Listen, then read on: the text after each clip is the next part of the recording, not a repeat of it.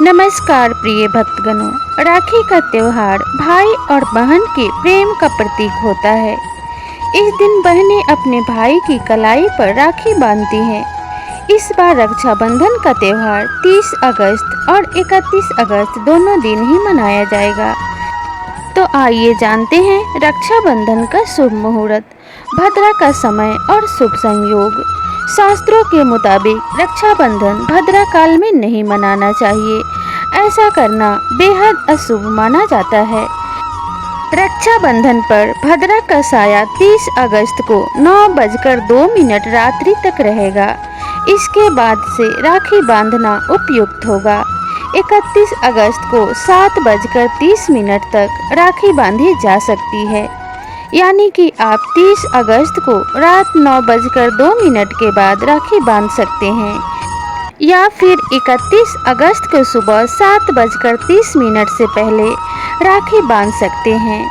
सावन पूर्णिमा तिथि 30 अगस्त को सुबह 10:59 से पूर्णिमा तिथि समापन 31 अगस्त को सुबह 7:30 तक होगा।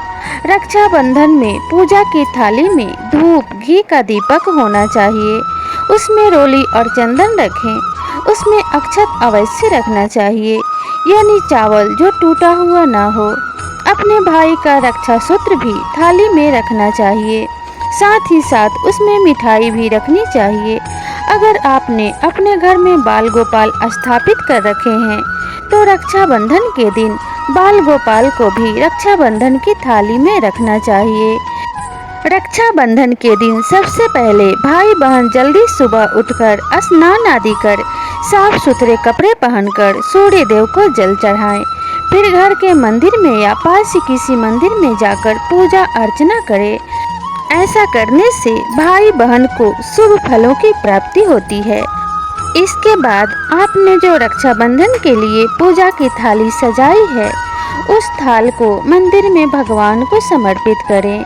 सबसे पहले एक राखी भगवान श्री कृष्ण और भगवान गणेश को चढ़ाएं। भगवान को राखी अर्पित करने के बाद अपने भाई को पूर्व या उत्तर दिशा की तरफ मुंह करवा कर बिठाएं और इसके उपरांत भाई को तिलक लगाएं। फिर राखी यानी रक्षा सूत्र बांधें। इसके बाद उसकी आरती करें और अपने भाई का मुंह मीठा करें। राखी बांधते समय इस बात का विशेष ध्यान रखें कि भाई बहन दोनों का सिर किसी कपड़े से ढका होना चाहिए। रक्षाबंधन के पश्चात माता पिता और घर के बड़ों का आशीर्वाद लें, क्योंकि ऐसा कहा जाता है कि माता पिता के आशीर्वाद से बड़ी विपत्ति टल जाती है और माता पिता की दुआएं सीधे भगवान के दरबार में कबूली जाती है।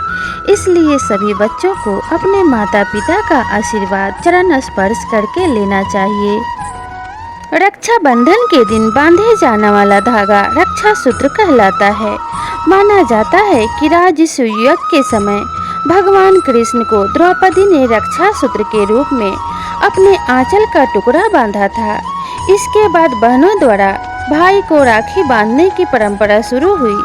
साथ ही पहले के समय में ब्राह्मणों द्वारा अपने यजमानों को राखी बांधकर उनकी मंगल कामना के लिए प्रार्थना की जाती थी। इस दिन वेद पाठी ब्राह्मण यजुर्वेद का पाठ शुरू करते हैं। इसलिए रक्षाबंधन वाले दिन यानी श्रावण शुक्ल पक्ष की पूर्णिमा वाले दिन शिक्षा का आरंभ करना भी शुभ माना जाता है। तो प्रिय भक्तगणों, इन तिथि और वारों और विशेष मुहूर्त का ध्यान रख के अपनी रक्षाबंधन को मंगलमय बनाएं। आपकी राखी मंगलमय हो और आपके ऊपर भगवान श्री कृष्ण की विशेष कृपा बनी रहे और वे सदैव आपकी रक्षा करें। तो प्रेम से बोलिए भगवान श्री कृष्ण की जय, राधा रानी की जय।